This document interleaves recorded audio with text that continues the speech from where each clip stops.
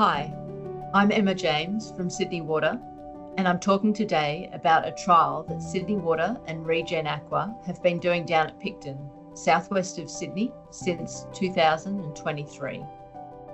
We've been looking at how low we can get the concentrations in wastewater through treatment with macroalgae, specifically with a green filamentous algae called Oedogonium, grown in open raceway ponds. Importantly, I'll cover some of the broader context and supporting monitoring and management actions that we think are needed to minimise impact on the environment and to have confidence that we're protecting waterway values. The Picton trial is on the lands that the Dharawal and Gundungurra people have managed for thousands of years.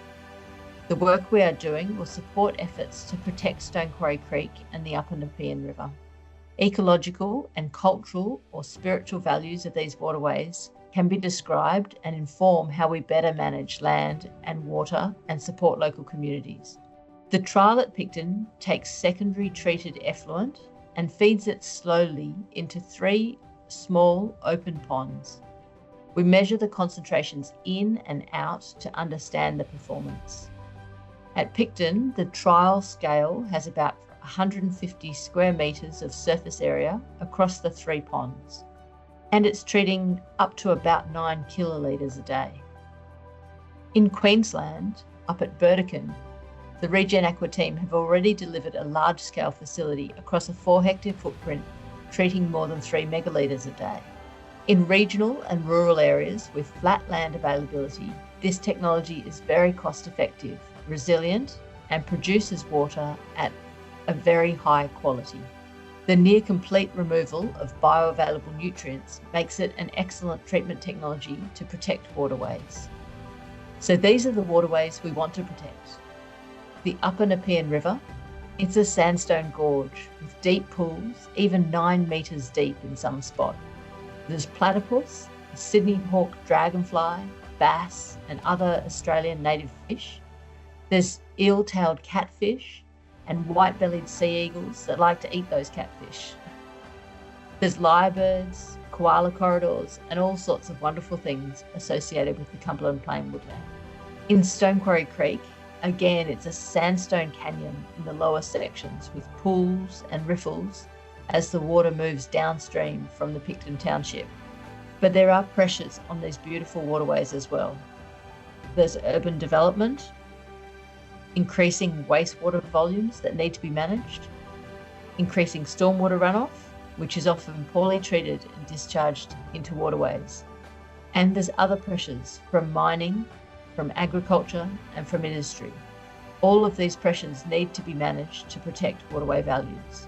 In the late 1990s, it was decided it's a priority to put in a wastewater treatment system. The valuable local waterways meant that discharge was only permitted in wet weather. So Sydney Water purchased a farm, the old Carlton Stud, and has been treating the water, and that treated water has been reused to grow crops since about the year 2000. Biosolids are also managed on the site with land application for more than 25 years for a community of about 20,000 people now. The role of reuse in effluent management is really important to reduce the volume that we need to treat and discharge.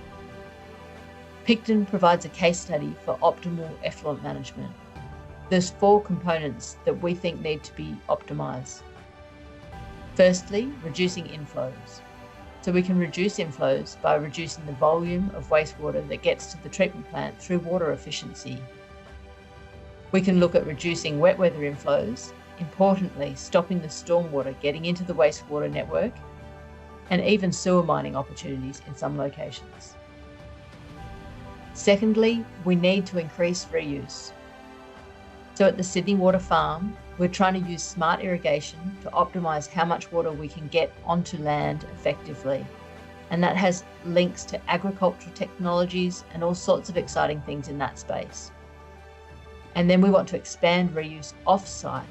Importantly there's a link to land use planning and lots more to do on that front. Improving treatment. We'll cover the algal bioremediation today, but we've also been looking at surface flow wetlands, floating wetlands, and even a combination of the algae and wetlands. And finally, minimising the discharge impacts on the waterways. We've got a new requirement to report annually on our progress to implement an adaptive management approach, which uses the Australian and New Zealand Guidelines for Fresh and Marine Water Quality, ANZG 2018. And I'll talk more about that later. So with the algal bioremediation, we want to use the power of nature to improve wastewater quality. There's so much more we can achieve if we understand the way that algae takes up nutrients and other contaminants. And then we can use that to our advantage. So Pacific Bio has developed the RegenAqua technology. It's using sunlight and algal growth to remove nitrogen and phosphorus.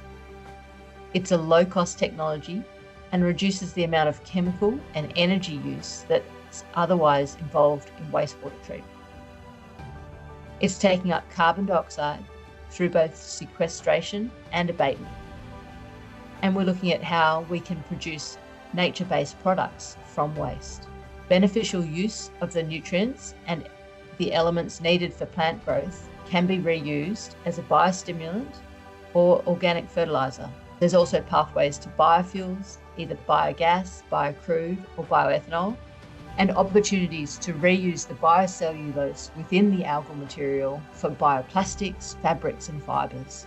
And we also get a water resource with low bioavailable nutrients, which means that we've polished the effluent in a way that it can protect downstream waterways. At Picton, the trial configuration involves 3 raceways. Each of the raceways is 2 metres wide and about 25 metres long, so a surface of about 50 square metres for each one. We feed with 3 different flow rates so that we can see the impact of the residence time on the treatment performance.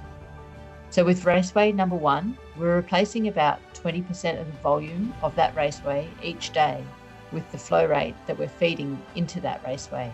So after 5 days, we've replaced the volume of water in that raceway.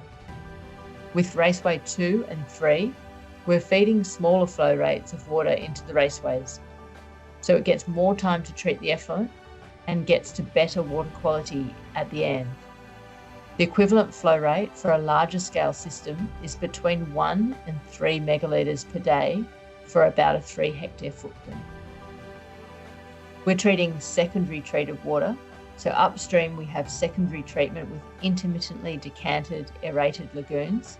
They're doing the hard work of taking nitrogen from about 60 milligrams per litre as it comes into the wastewater treatment plant down to about 6 milligrams per litre. And then that's the water we're trying to see how low we can go to protect downstream waterways. In terms of performance, ammonia is substantially reduced in the raceways. We've seen 99 to 100% removal at all flow rates over a 2-year period. The graph shows the secondary treated effluent concentrations, which are typically below 1 milligram per litre, and these can be reduced to almost undetectable levels in the raceways, even at higher flow rates. This means that the concentrations leaving the algal raceways are similar to the concentrations in the local waterways. Oxidised nitrogen is an important bioavailable nutrient, so it's important that we can reduce these concentrations. The algal raceways show that very low concentrations can be achieved. The graph on the left-hand side shows that the secondary treated concentrations between 4 and 5 milligrams per litre can be reduced to between 2 and 3 milligrams per litre for raceway 1 and 2, and to very low concentrations for raceway 3. This is shown more clearly on the right-hand side, where these concentrations coming in, represented by the red line, are shifted to much lower concentrations within raceway 1 in the blue dotted line, and raceway 3, where for 50 to 60% of the time, the concentrations are close to 0. Soluble reactive phosphorus, which is the phosphorus in phosphate, is also really important to remove because it's bioavailable, and freshwater streams in Australia often have very low levels of phosphorus.